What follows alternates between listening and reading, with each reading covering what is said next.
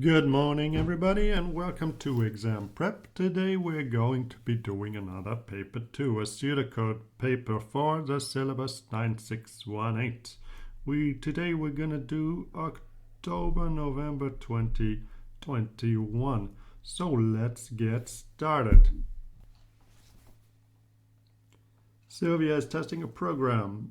Her colleague tells her that the program does not contain any syntax errors. So state what her colleague means by does not contain any syntax errors. Syntax errors is just a one pointer, so we just have to say one thing, right?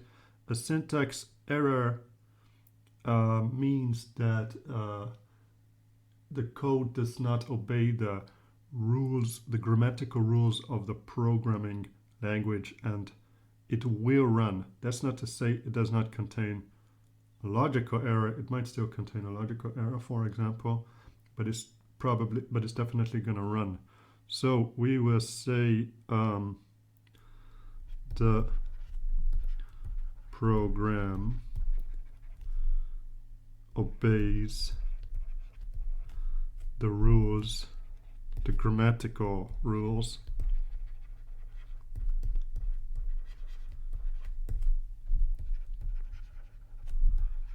of the language. To be sure we're going to get the point, let's say, and will get compiled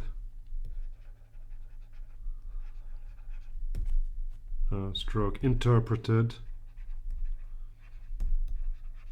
without errors.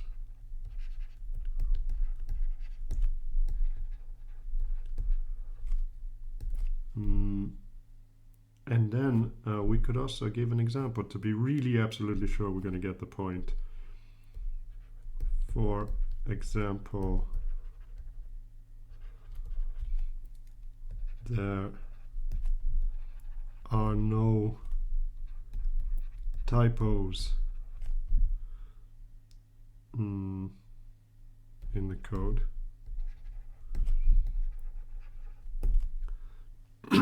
Excuse me. Identify and describe one other type of error that the program may contain. So another type of error could be a logical error. What is a logical error? The code compiles, or it runs, but the behavior of the code is not in line with the intention of the code. The behavior. So this is identify for the first point and a describe for the second point. The behavior of the program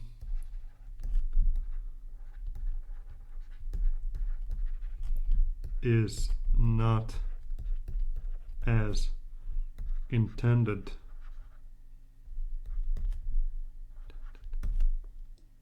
For example, let's give an example just to be sure. E.g., a typical kind of example is when you exit a loop too soon.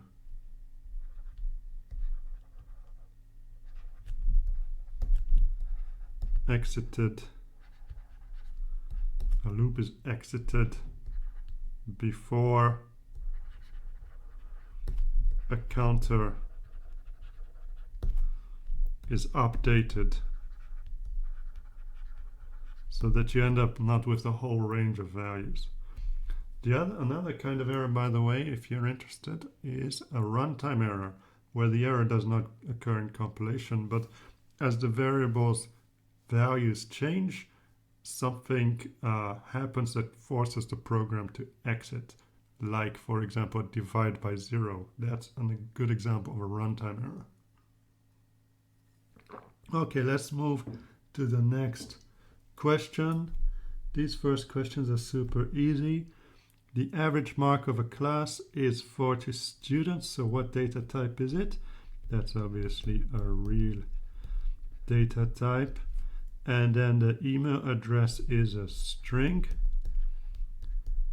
and the number of students in the class is an integer because you cannot have half students, and then indicate whether the email has been read. That can only be true or false, so that must be a Boolean. So let's have a quick look at how many points we already got with these super easy questions. That's 1, 2, 3, 4, 5, 6, 7. That's 7 points. That's almost 10% already. So we're already on track. Hopefully we're all feeling a lot more confident. Let's move on. An airline wants to provide passengers with information about individual flights and allow them to book their flight using an online booking system. Tick one box for each row to indicate whether the information would be essential for the customer when making the booking. So we've got to read carefully in these kinds of questions. Tick, that's pretty straightforward. That's what we have to do. One box in each row, whether the information would be essential, but essential for who? Essential for the customer when making the booking. So is the departure time essential for the customer? Yes, obviously when making the booking, right? So when making the booking, the customer needs to know the departure time. Without knowing the departure time, the customer won't know if that's an appropriate date to leave, the time that to leave. Yeah. What about the flight number? The customer doesn't really care about the flight number at that point, so that's not essential. What about which departure airport? You don't want to accidentally book a flight at the wrong departure airport where you can't even get to in time for your flight. So you definitely need to know where you're leaving from. What about the aircraft type? The customer does not particularly care about what type of aircraft it is. The ticket price, essential.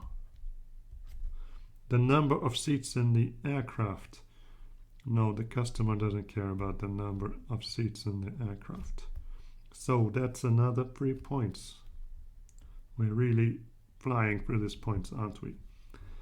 Identify the technique used to filter out information that is not essential when designing the booking system, and state one benefit.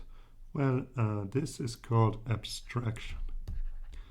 Abstraction is the process of taking a real-life, complex, nuanced problem and simplifying it down to a kind of mathematical, idealized version that's easy to code.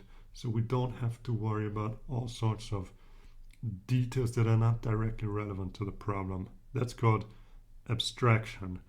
The advantage is it makes it easier and simpler and faster to code.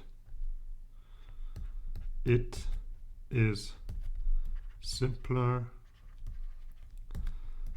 and faster to write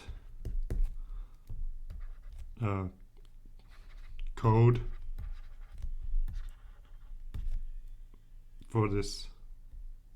for an abstract problem.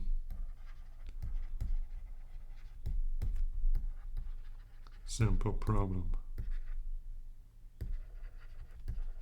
Okay. Identify 2 additional pieces of essential information that a passenger might need when booking a flight. Let's think about it. Departure time we had, but we don't have departure date. When booking a flight, you need to know the date when booking the flight. What else? This is just a common sense question. What else do we need to know? Perhaps the seat number. Well, it's not essential. What else could it be? Let me think. Departure time, departure airport, ticket price, luggage allowance. Right. How much luggage can you take with you onto the flight? You need to know this in advance, because if you're going on vacation and you don't have enough luggage to pack your surfboard or whatever, it's gonna ruin your vacation. Okay, an algorithm to sort a 1D array into ascending order is described as follows. Move the largest value to the end. Apply the process of stepwise refinement to this algorithm in order to produce a more detailed description. Write the more detailed description using structured English. Your explanation of the algorithm should not include pseudocode statements. Okay, so more detailed, stepwise refinement, structured English. Stepwise refinement just means, hold on, let me just undo this. There we go, bit neater. Okay, whatever. Stepwise refinement means we start with a very simple problem and we just add a little bit more complexity to that problem. Make sure that's working, and then once that's working, we add a little bit more complexity to the problem. So we keep on adding and adding and getting closer and closer to the solution. Let's see, how many points is this question? It's 6 points, so we gotta say at least 6 things. So let's see, we gotta take this largest value and we're gonna break it down into smaller pieces. So how do we move the largest value to the end? We start, step thing, we start with the first 2 values.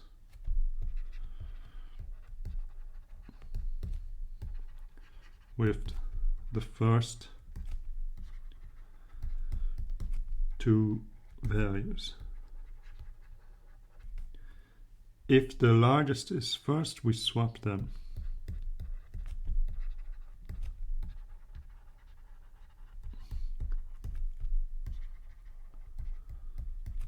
We swap them.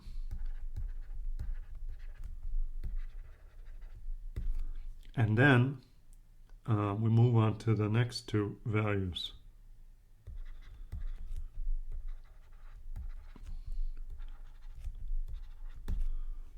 To the next 2 values. No, not the next 2.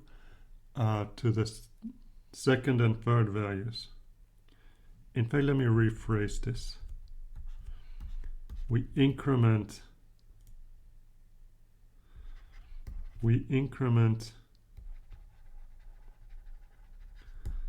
the index. To be more clear, i.e. On the second step,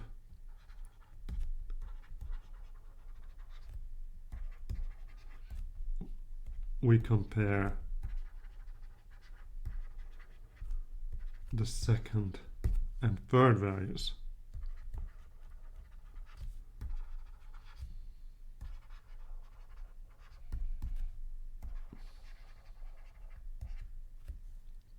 Okay, we start with the first 2 values, we swap them if necessary, we increment the index, so we move on to the next 2, and then, but being very precise, we don't mean 3 and 4, we mean 2 and 3, and then after that 3 and 4, and then after that 4 and 5, right? So we increment the index, and then we compare those 2. Then we compare those 2, and we swap, do it on another line, we swap them if the earlier one is larger.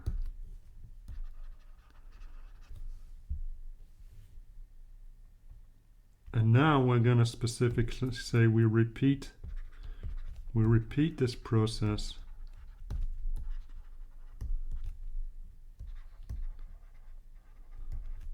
until we reach the end of the array.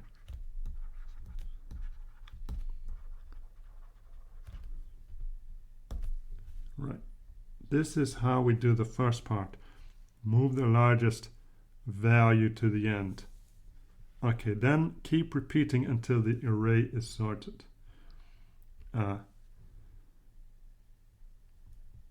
Next, we repeat this process all the way from the start. Next, we go back to the start, go back to the first two values.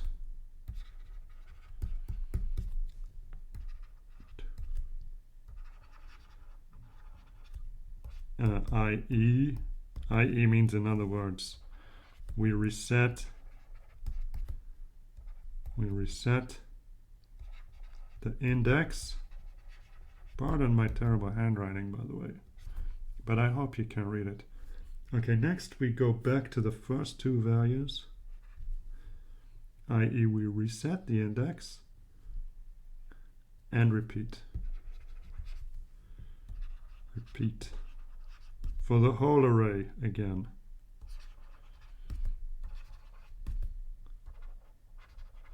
Whole array. And how long do we have to repeat this outer loop?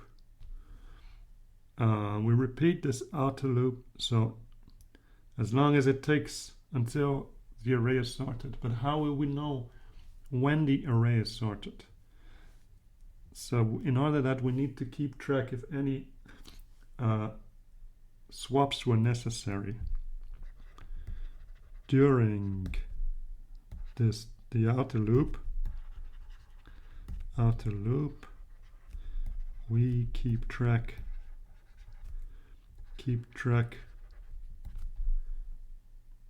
if a swap was necessary.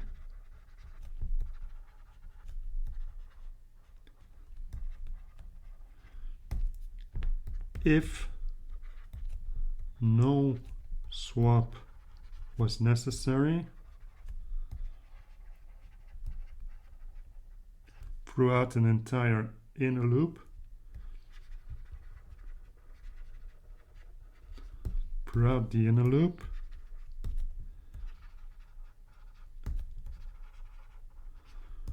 we know the array is sorted.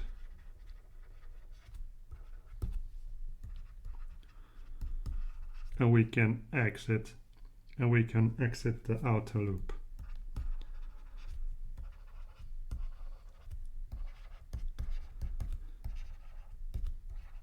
Perfect.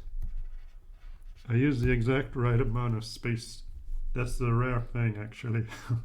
Anyway, don't forget that if you run out of space, it's okay. You can just continue writing down here. Okay, let's see. We have got a flow chart. So let's see what we see in this flow chart. We have a simple counter, easy. A simple flag, easy. We go down and we see this arrow over here. The arrow loops in on itself, so we know there's gonna be a loop. Here we have a condition. So that means that we're going to start looping and continue looping as long as this condition is true. Right? So when you're doing flowcharts, have a look to see if you see any loops. If you see one loop, you know you're going to have at least one while or for or repeat. And then go down here, have a look at what happens after the loop. After the loop, we've got another condition. What about this? This is a procedure. Procedures, you use a call. You need to use a call keyword to call them. Okay. We'll start with this part. Set count to 1, set flag to false. Write pseudocode for the simple algorithm shown on the page. So we got to declare them first. We'll declare count. Let's see all the variables we need to declare. Count, flag. Okay, that's all. Declare. Was it with a capital? I forgot. Count is an integer. Count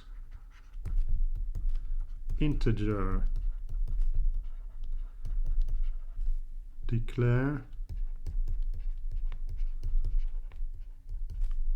flag is a boolean.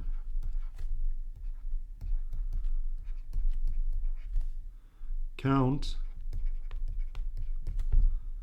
gets an initial value of 1, I think it was, and flag gets an initial value of false.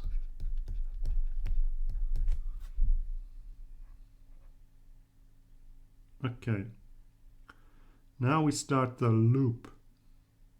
So we're going to say while. Let's use a while loop because the condition is at the start of the loop. So it's more straightforward to use a while loop. If the condition was at the end of the loop, we'd use a repeat loop. Okay, so here we have while flag is false and count is smaller than or equal to 5. While flag equals false and count is smaller than or equal to 5, do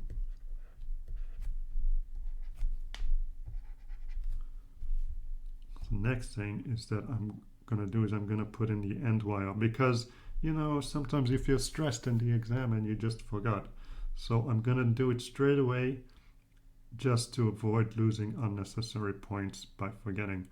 So let's just make a quick guess to see how many lines I'm going to need at the end. I'm just going to need about 3 lines at the end. So let's leave like 4 or 5 to be on the safe side. 1, 2, 3. Let's leave 3. It should be fine. Oh, 4. And while. Remember, like I said, it doesn't really matter because you can always write down here if you run out of space. That's okay. And while. So next thing, the first thing we're going to do is we're going to reboot. We've got to call the function, oh my gosh, call the function reboot. Did it take parameters? I forgot. No, it doesn't take any parameters. Next, we're going to increment the count. Then we're going to set the flag to the output of the function check. So we are going to increment count. Count gets the value of count plus 1. In case you don't know, increment just means add 1. And then we're going to call this function check, and we're going to set the flag. So flag gets a new value, and the new value of flag is whatever output it gets. Whatever the function check outputs is going to be the new value of flag. Right? Okay. Is flag false? This is after the loop. So we've done the loop. Now we're going to do the next part. Is flag false? If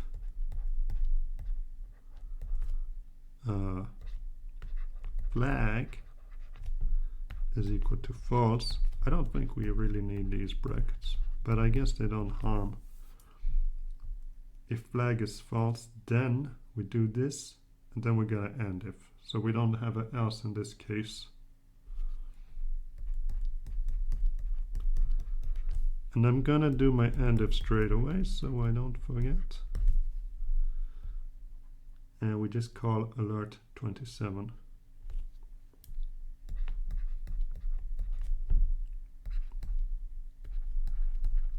alert, which takes one parameter, and the parameter is 27. Yeah. Good. Next. The diagram below represents a queue abstract data type that can hold a maximum of 8 items. The operation of this queue may be summarized as followed. We know how queues work, right? Because we studied well. But let's read it anyway. The front queue pointer points to the next item to be removed. Okay, the end queue pointer points to the last item added. The queue is circular so that the empty storage elements can be reused. Let's see. Describe how octopus is added to the queue. Okay, it's an easy two-pointer, and it says describe. It's obviously added over here because right now everybody goes to the back of the queue. So the octopus has to excuse me. The octopus has to join the back of the queue, which is in index 4. So the value octopus is stored at index value 4. That's probably 1 point, but don't forget we need the second point. Now that octopus is standing in the queue, we have to update where the end of the queue is. So the end of the queue has to be increased by 1. Every time you add somebody to the queue, you have to increment the end of the queue pointer. End of queue pointer is incremented.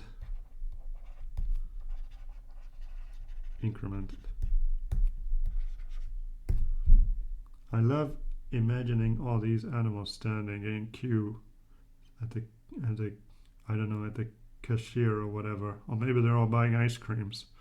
I think they're buying ice cream, right? Okay, describe how the next item in the queue, in the given queue, is removed and stored in the variable animal name.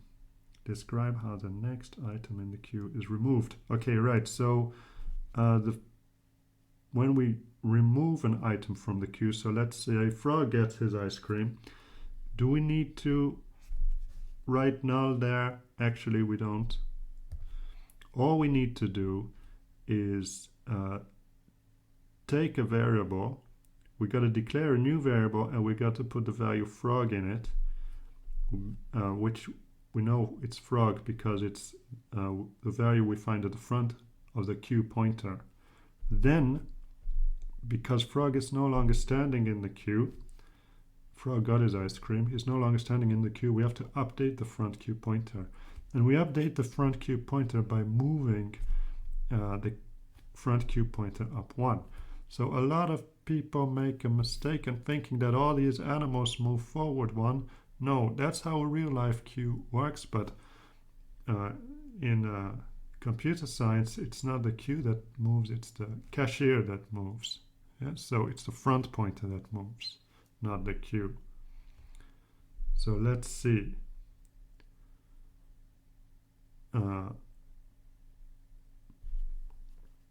So we got to say, again, 2 things.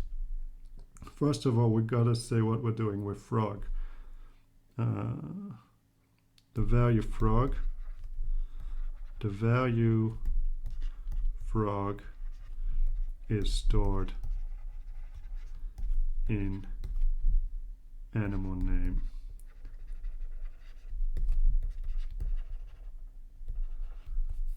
And the front of queue pointer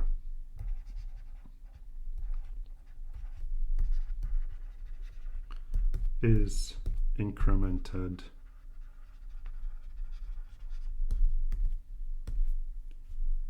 Here we go. Okay.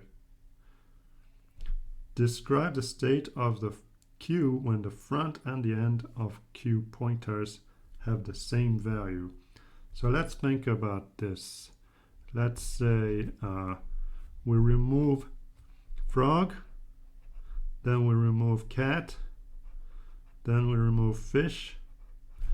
That means that front Q pointer and end Q pointer have the same value, and we have not yet removed elk. So that must mean that we have only one value in the queue. So the queue is only one long. There is only one animal in the queue.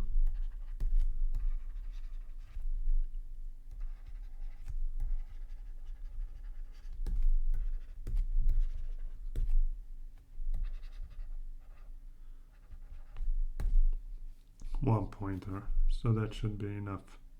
Okay, some operations are carried out in the original queue given in part A.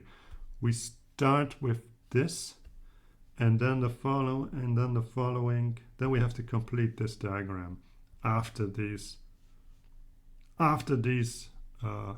adding these and then removing two data items. So the front, okay, let's start with adding the stuff. So here's the end Q pointer when we start. So we add wasp, and then the end Q pointer is incremented, and then we add B, the end Q pointer is incremented again, and then we add mouse. The end Q pointer is incremented again. End of Q pointer. So when we remove two data items, we can we start with 0, so the first we're gonna increment it once and we end up with 1, and then we're gonna increment the front of Q pointer twice and we end up at here at fish. Front of Q pointer. Do we need to add null over here or remove these? No, we actually don't need to, because it's enough to know where the front of Q pointer starts and where the front of, it's enough to know where the Q starts and ends. But if you want, you can remove them, you can cross them out, but we don't have to. Okay, the state of the queue after other operations are all carried out is shown. Right, complete. So it seems like we ended up the same as before, but we also removed cat and fish. So now the queue starts with elk. Complete the following diagram to show the state of the queue after the following operations. So we just remove one item and then we add dolphin and shark. So front Q is now going to be pointing here at 4, front of Q pointer, and that's wasp. And then we got B, mouse,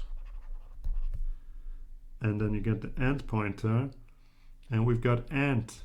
Ant is going to get overwritten by dolphin. So this is basically, it still has data inside, but it's basically irrelevant because it's not in the queue anymore, so we can write over it.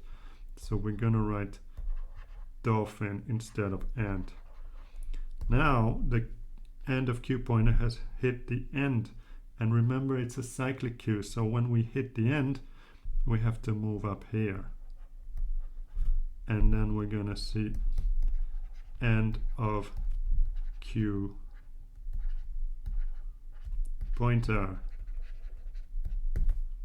move shark. So it's cyclic. If you hit the end and there's still space at the beginning, you can use that space. What about these ones? Should I fill these ones out? Honestly, it doesn't matter. You can, technically, it's better to fill it out because we haven't overridden these with any data. On the other hand, they're not in the queue anymore, so that kind of the data that's there is kind of irrelevant. We cannot access that data anymore. We cannot access the data, so there's no point in keeping it there. On the other hand, technically it's still there, so let's just write it in. The queue is implemented using a 1D array. Describe the algorithm you would use that should be used to modify the end of queue pointer when adding an item in the array. So here is a good example of where you have to read very carefully. So they're not asking us specifically how or generally how a queue works, or the algorithm that describes a queue. They're only asking about us to describe the algorithm that is used to modify the end of queue pointer. So we don't care about adding or removing data. We only care about how to update the end of a queue pointer. Also, there might be potential errors. So the first thing we do when adding somebody to the queue, some animal to the queue, is we check if the queue is full. So first of all, describe. We check if the queue is full by keeping track of how many items are in the queue. By keeping track of how many items are in the queue. If it's not full, if it's full, we return an error message.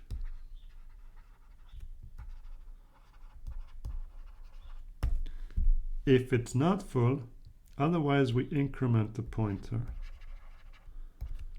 Otherwise we increment the end of queue pointer.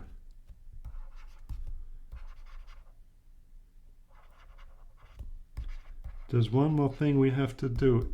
We have to check if the pointer is too large. If it's too large, we have to set it back to 0. If the pointer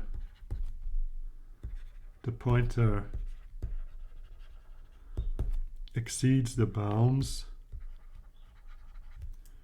of the array,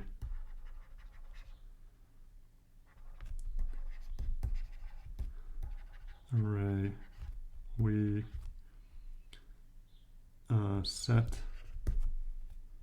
the pointer to 0. Okay, that should be enough for the 3 points. Remember, 3 points, I mentioned 3 things. What if it's full? Mentioned increment, and I mentioned making it cyclic. Set the pointer to 0. So that should be enough for the 3 points. A program controls a heating system in a sports hall. Part of the program involves reading a value from a sensor. The sensor produces numeric value that represents the temperature. The value is an integer, which should be in the range of 0 to 4 inclusive. A program function has been written to validate the values from the sensor. A test plan is needed to test the function. Complete the table. The first line has been completed for you. You can assume that the sensor would generate only integer values. Okay, so 23 is normal test data. So we could also test with 0, 40 for test data that's on the limit of what can be accepted. Yeah, so I forgot the term. I'm gonna look it up in a bit. Expected outcome data is accepted. I think it's extreme data.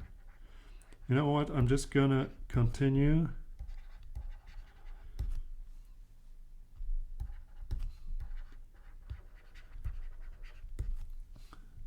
and then I'm gonna look it up later. Extreme data. Extreme data.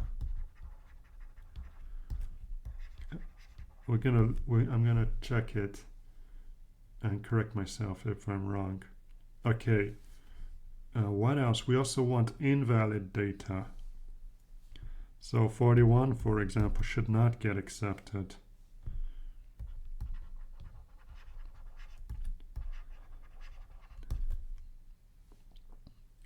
And also -1.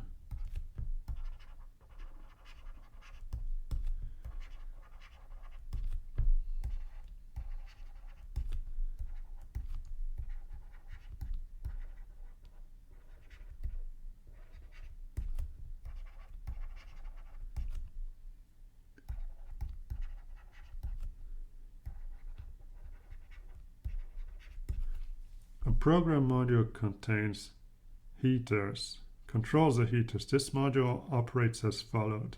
If the temperature is below 10, switch the heaters on.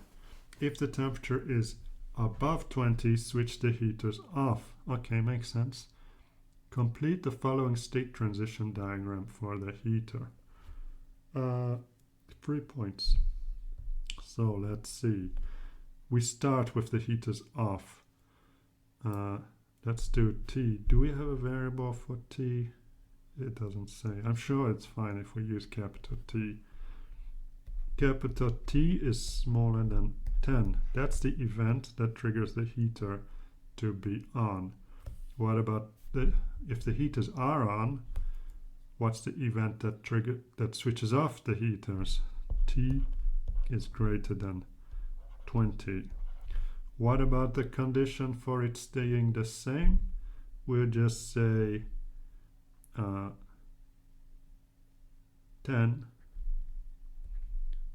is smaller than T is smaller than 20. And the same condition over there. 10 is smaller than T is smaller than 20. So hello everybody, it's me from the future, and I just came back from checking this, and indeed I was wrong and I lost all 4 points. How sad. So this is all right and this is all right.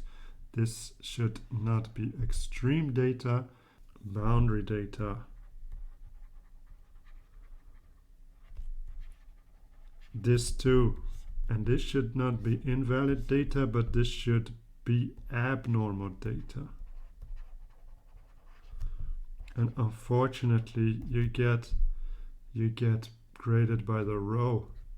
So even though I got 2/3 of the question correct, I still get 0 points for this, which makes me sad. But I think I did well enough on the rest of the paper. Also, I forgot. This should be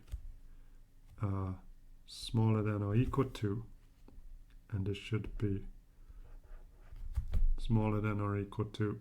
In fact, we don't need this at all, and we don't need this at all. Okay, the following data items will be recorded each time a student successfully logs onto the school network. Interesting. Lib, blah blah blah. 6 characters long. Okay, we got this at 6 characters long. The other 2 strings have got a variable length. Okay, we get a single string will be formed by concatenating the 3 data items. Fine. A separated character will be needed to be inserted. A programmer decides to store concatenated string in a 1D array, log array, that contains 2000 elements. Unused array elements will contain an empty string. Okay. Let's see. Suggest a suitable separated character and give a reason for your choice. Okay, let's see. We need a separator over here. So we're not going to use this because it's going to lead to confusion. And we're not going to use this because it's going to lead to confusion as well. Also, spacebar is not a good idea. and no numbers or letters are a good idea either. So I think we could just use a semicolon. Semicolon. But you could say anything. You could say star or dash or whatever. And the reason is because the semicolon is not used in the data. The semicolon is not used in the data. Let's see, how will I phrase this?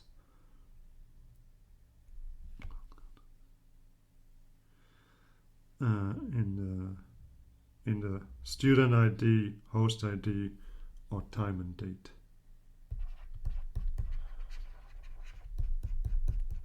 Comma, host ID, or time and date.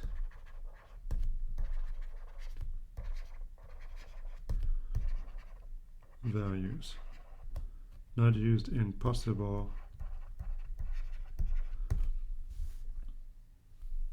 The choice of data structure was made during one stage of the program development lifecycle. Identify this stage.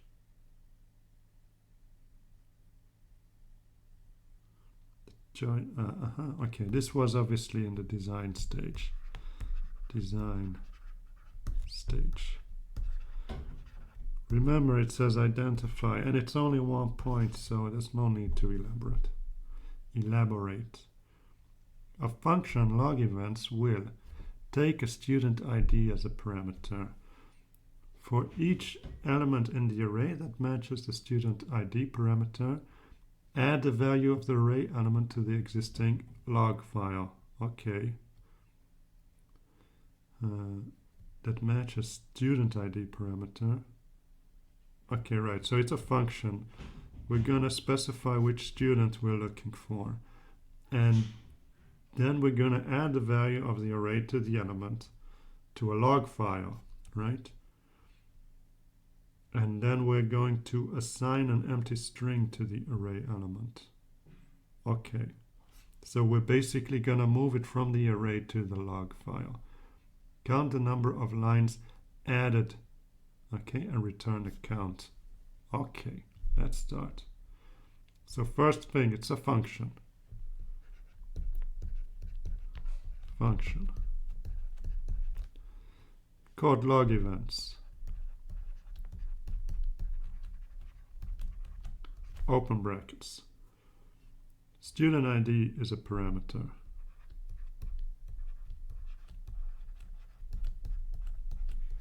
What type of parameter is student ID? It's a string.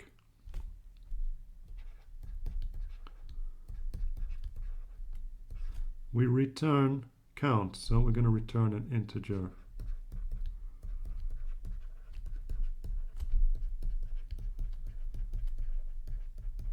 And now, because of the stress of the exam, to avoid panicking and forgetting later to add end function, I'm going to write end function all the way at the bottom.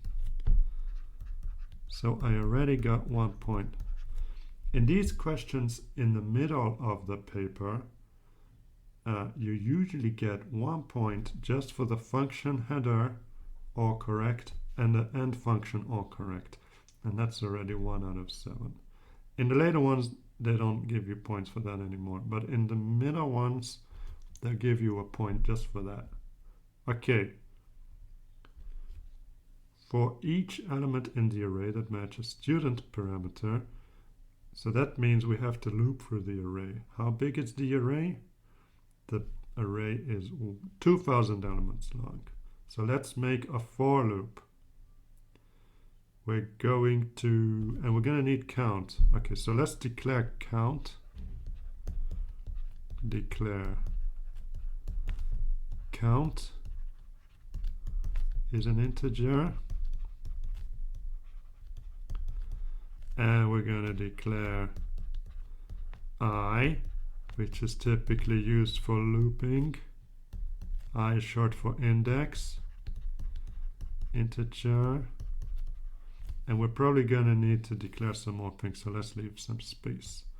The count, the initial value of count is gonna start at 0. Count becomes 0. And then we're gonna loop through all the arrays. We're gonna return count, so we may as well do it now. This is the last thing we're gonna do. Count. So we're gonna loop through the array. For I, the initial value of I is. Did it say what the initial value of the array is? It just says it contains 2,000 elements, but it doesn't say if it starts at 0 or 1. Let's just say it starts at 1. 2,000.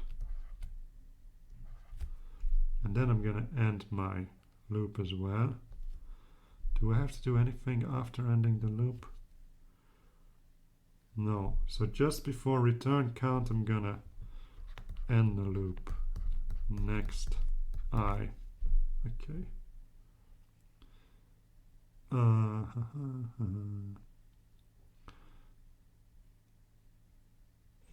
Count the number of lines added to the file. We've got to read the file. So we've got to open, we don't have to read the file, we have to open the file. We're going to open the file to append. So one thing I'm assuming is that this log array is global, that it's a global function. Because they specifically mentioned we only take one parameter, it's a pretty safe assumption.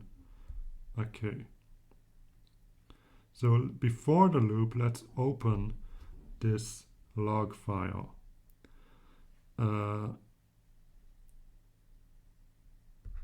Open file.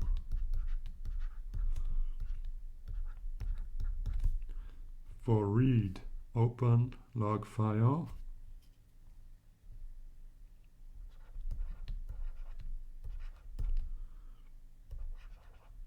For not read, excuse me, for append.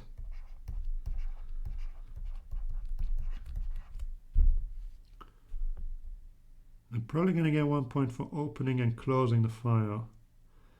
And I made a mistake, but I can just fit it in. So I'm going to close log file over here. You see, I didn't really leave enough space, but it's okay. I just scribbled it over there. If you don't know, this kind of stuff takes practice. If you, in the exam, and you're not sure how much space you can leave, you can always do it in rough on the back of your exam, for example, or one of the empty sheets. And then write it out neatly once you're done. Or you can just do like me and make a mess. Okay, count the number of lines. So for each element in an array that matches the student ID parameter. And this array stores, it stores all of this in the array. So we need to extract the student ID from this whole string. And we are lucky because we know exactly how long it is, and we know that the student array is all the way on the left. So we can use the left function from the insert. Remember, we always get an insert, and here we have the left function. So this is how the left function works. Left this string x, for example, like that. Let's see. We need another string. Declare. We've already got student ID. So we're gonna call it just ID.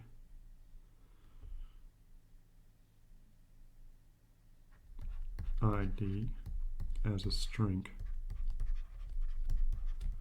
And the first thing we're going to do in the for loop is for each element in the array, id gets the value of left of the string value of this big thing, this big concatenated string which is in the array, and the array is called log array. Log array I, and then 6. So we've extracted this 6 first letters from the ith index in the log array. We want to check if id is equal to student id, then if id is equal to the student id, then what? Then we gotta write it to the file. So we do write file. Was it write line or write file? I think it's write line. I don't remember. This is why you have to study and memorize your pseudocode. So write line. I'm going to comment. This is one thing I have to come back and check in a later. Write line.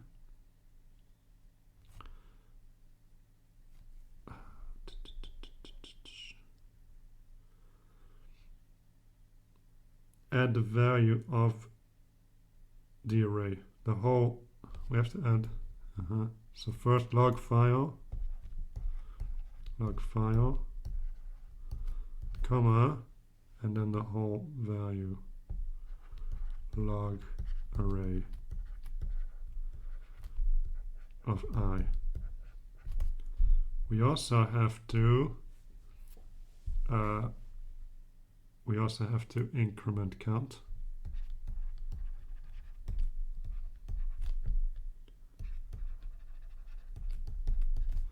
And we also have to set log array of I to an empty string. And that should be all. And if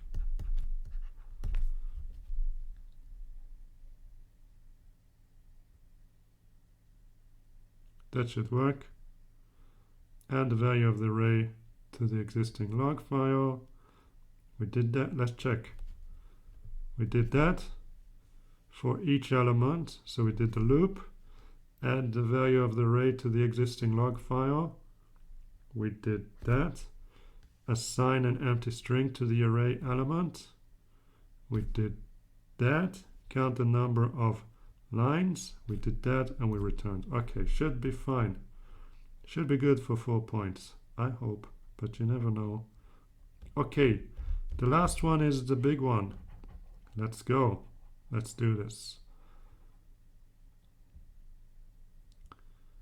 A mobile phone has a touchscreen. The screen is represented by a grid divided into 800 rows and 1,280 columns. The grid is represented by a 2D array screen of type integer.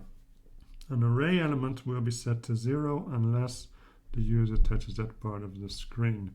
Many array elements are set to 1 by a single touch of the finger or the sign. Okay, so as far as we can see, it's either each pixel is going to be either 0 or 1. 1 if you're touching it, 0 if you're not touching it. The following diagram shows a simplified touch screen.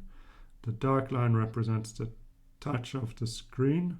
Okay, so let's say you cover even just a small part of the pixel, it's still going to be set to 1. All grid elements are wholly or partially outside. The outline is set to 1. Inside. These elements are shaded. The elements shaded in the Black represents a center point. Okay, let's get the center point over there. A program is needed to find the coordinates of the center point. The center point on the diagram above is 6, 11. Assume the user may only touch one area at a time. Screen, okay, we forget about that stuff that complicates it. The program has started to define the program modules as follows. So we got 3 modules. Set row, which is just for testing purposes. 3 parameters. All of them are type integer. The row number, the number of pixels to be skipped, the number of pixels that should be set. Okay, sets the required. Okay, right. So it seems like we've got to set row number 3. So let's see. 1, 2, 3. It's going to be that one. Then we skip 8 pixels. 1, 2, 3, 4, 5, 6, 7, 8. And then we set 5 pixels. 1, 2, 3, 4, 5. Right. Okay. So we specify the row, this blank space from the left, and this distance, the distance where it should be set. Okay. Takes 2 parameters of the type integer, a row number, a start column number. Search the given row. Search the given row from the start column, either to the left or to the right, for the first column that contains an element set to 1. Returns the column number of the first element in the given row that it's set to 1. Returns -1 if no element is set to 1. Okay, so it might return 0, -1 if it does not find any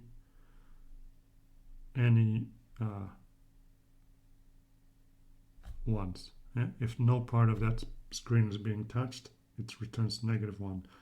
Otherwise, it returns the column number of the first element in the row that is set to 1.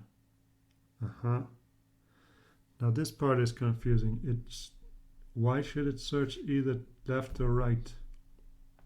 So these questions can be quite tricky because you have to read them very carefully to figure out exactly what is being asked for. A start column. Okay, so it's or. The inputs are either, it's like 1 or, okay, the start column. Okay, I see. So the start column can either be 1 or 1, 2, 8, 0, but nothing in between. So there's only 2 possible values for the start column. That means we're either starting on the left-hand side of the screen, in which case we have to search to the right until we find the first pixel that has been touched. Or we start on the right-hand side of the screen in case we have 1, 2, 8, 0, in which case we have to start on the right-hand side and move to the left until we find the first pixel that has been touched. Okay, clear. Finally, takes 2 parameters of type integer, a column number, a start row, okay, 1 or 800, searches the given column. Okay, right, so you either start at the top or you start at the bottom, but it's gonna find, I see, it's gonna find the first part where it's gray, where it's been touched. Okay, write pseudocode to implement set row. 5 points. Doable, right? Let's start with the very basics. It's is it a function or a procedure? It's a procedure because it doesn't return anything. So let's write procedure set row.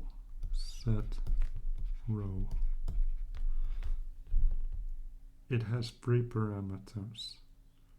Row number, skip, and set. and the row integers, row, skip, I'll call it length, length, returns nothing. And then all the way at the bottom we go to end procedure. Like I said, I don't think this is actually gonna get us any points, but we may as well do things nicely according to procedure. Pun not intended. Sets required numbers of pixels to 1. So first of all, we've got to find the start column. The start column will be skip plus 1, right?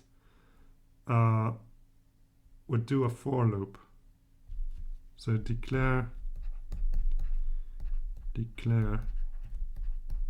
I is an integer.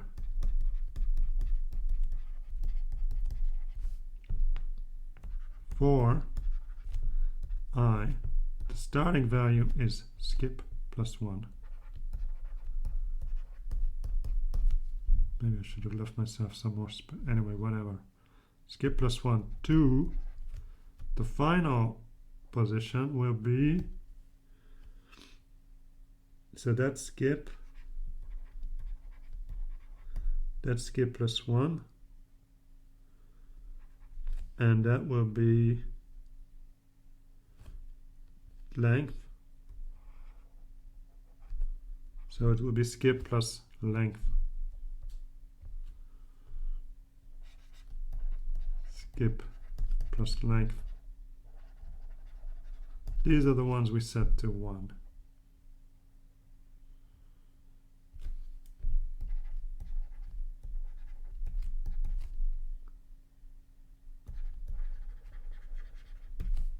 And then next. Okay, let's see. Oh, all I have to do is easier than I thought. All I have to do is set them to 1. So we've got our array, which is called screen. It's a 2D array called screen, which we assume is global. Again, they didn't specifically mention it's global, but it's not mentioned in any of these parameters, and we definitely need to access it to set it, right? So it must be global. And screen, it's a 2D array, so we do the square brackets and we do row first. I assume we do row first. It actually didn't specify, the question didn't specify whether we have to do row or column first, but normally we do row then column. Column in this case is given by I, is set to 1. I think that's all. Seems kind of easy actually. Many times the difficulty with these questions is not actually solving the problem, but understanding the problem that you need to solve. Anyway, let's move on with the next. Let me move on with the next question. The module description search in row is provided here for ref. Okay, so we don't have to keep, that's nice of them, we don't have to keep scrolling up. Okay, great. Or if you're on paper, obviously you don't need to keep flipping back and forth. Write pseudocode to implement search in row. And this one is a big one. This one is an 8-pointer. Okay, let's see. First of all, we start with the easy thing. Search in row, is it a function? Yeah, it's a function. Function. Search in row. It has how many parameters? The row number, row, and the start column. So we'll say scol, they're both integer, and it returns and it either -1 or the column number, so it returns an integer. Integer. There we go. Returns an integer. End function.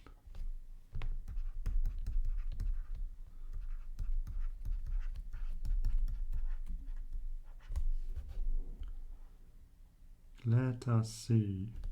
It searches a given row from the start column, either to the left or to the right. Okay. So we gotta make two conditions. Either we're searching for the left or to the right. So let's say, let's define a step integer. Declare step,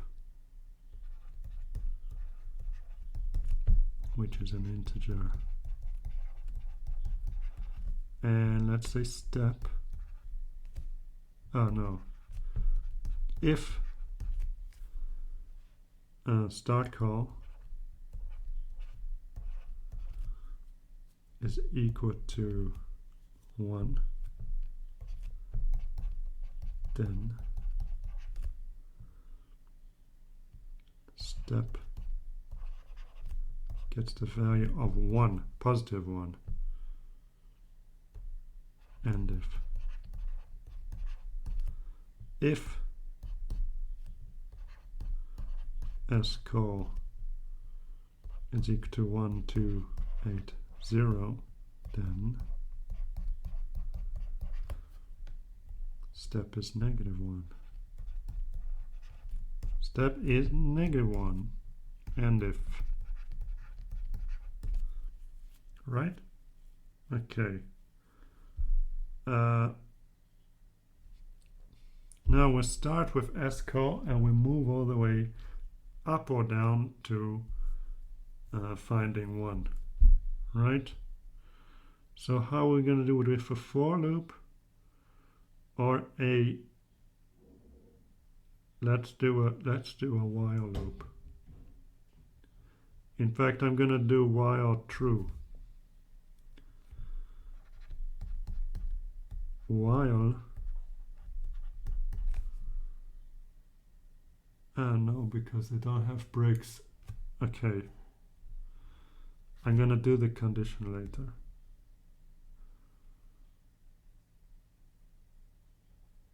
While something, and then I'm gonna do end while. What do we have to do at the end? At the end we have to return negative 1, right? So let's just put that in over here.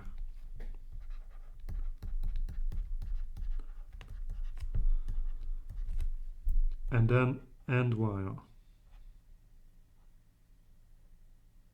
Oh, why did I put an indentation over here? Okay, never mind.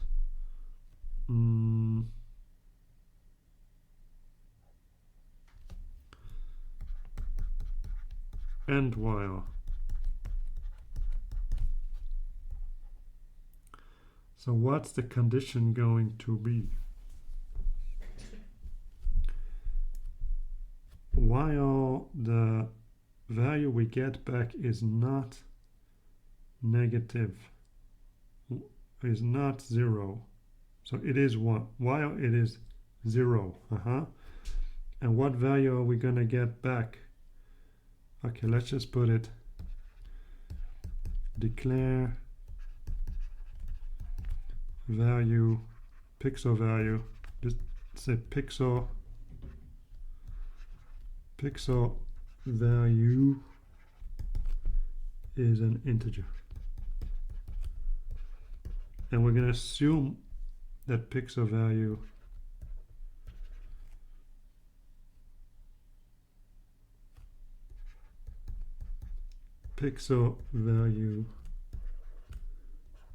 is 0. So while keep going as long as pixel value is 0, do.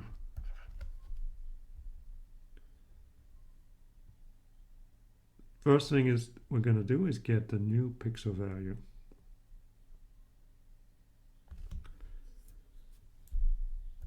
Pixel value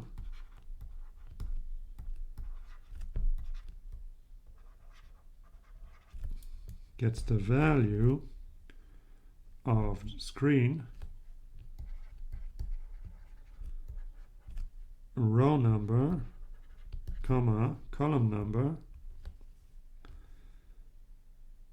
scol,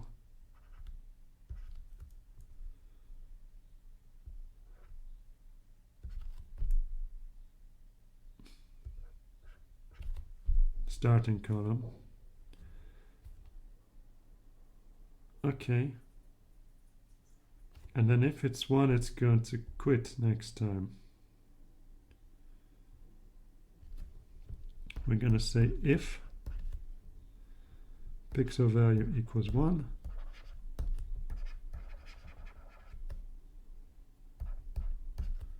then return the current column number.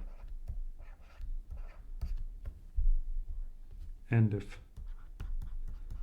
Ideally, I should have used a different variable for this because this is short for start column, but now I'm using it as current column. But I kind of messed up and I made a mess over here. So I'm just gonna take an expedient shortcut. I'm gonna be pragmatic and I'm gonna use, instead of using start column, I'm gonna use it for current column. Which should get 4 points, but in practice it's not a good idea to do it like that because it's confusing. Okay, so that means scol is scol plus step. In other words, we move 1 to the right or 1 to the left, depending on where we started. And we keep going, right? But now it's gonna go on forever. Okay. So we need a better condition.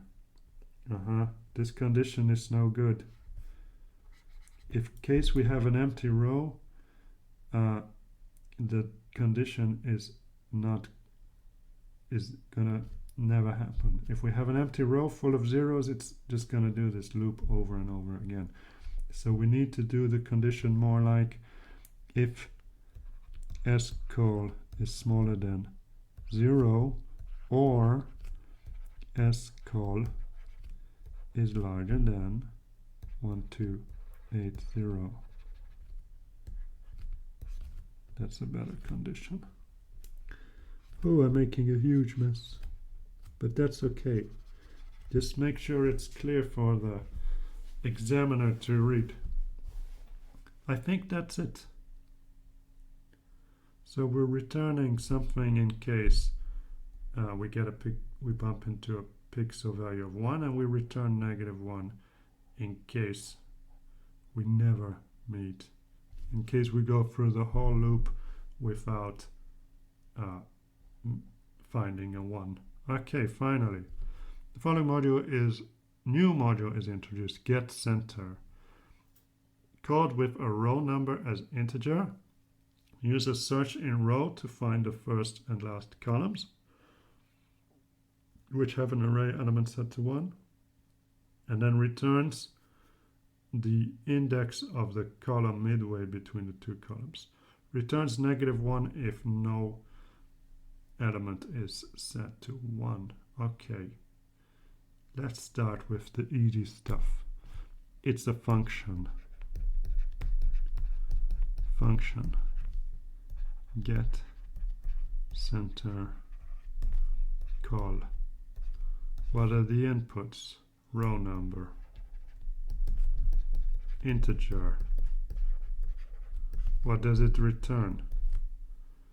It returns an index. So it returns an integer.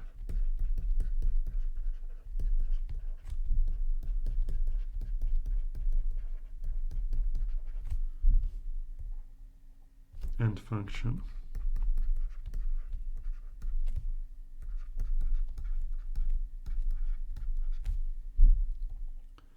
So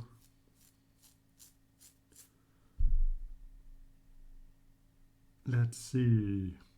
It uses search and row to find the first and the last column. So let's get declare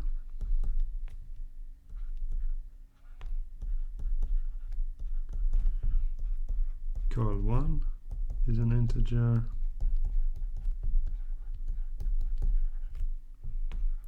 declare call2 is an integer, and then we obviously have to search in row.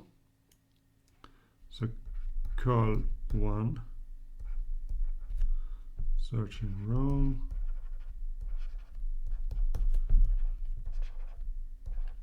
what parameters did search in row take again? It took row and start column. Okay, row we get from here. Start column, because it's 1, it's gonna be the first one. 1. Call2 is equal to search in row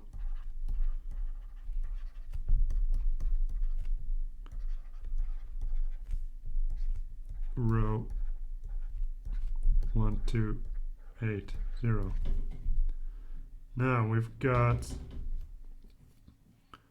returns -1 if no element is used. So if no element is set to 1, either call1 or call2 are gonna return. Both call1 and call2 are gonna return -1. So we'll do here, if call1 is -1, then return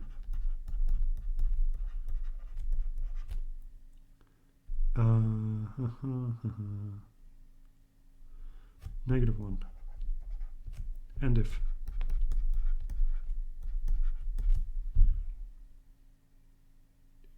next returns the index in the middle between these two.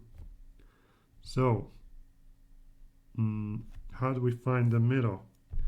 We'll add them up and divide by 2, right? So we need another variable for that. Declare mid. Mid is also going to be an integer. So we don't want to end up with a real. So let's go back to our insert.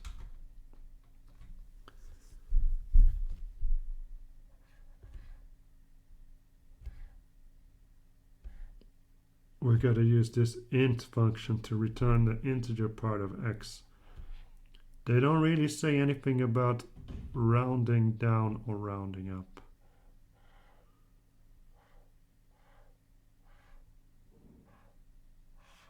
So let's just use this function. Return mid, which is declare mid, which is an integer. So the halfway point between column 1 and column 2, mid, is equal to the integer value of whatever we get from call1 plus call2 divided by 2. Is that gonna work? Actually, let's have a look.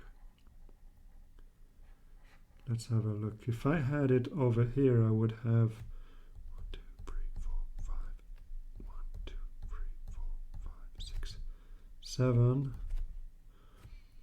8, 9, 10, 11, 12, 13, 14, 15.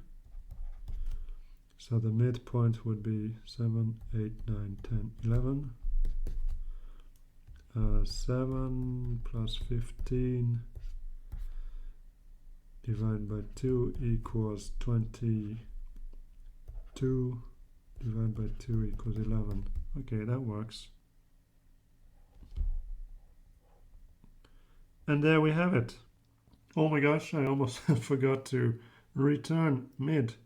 So careless mistakes like these are very understandable, because we might even lose a point for forgetting to return the mid. Okay, that's it. Thanks for watching.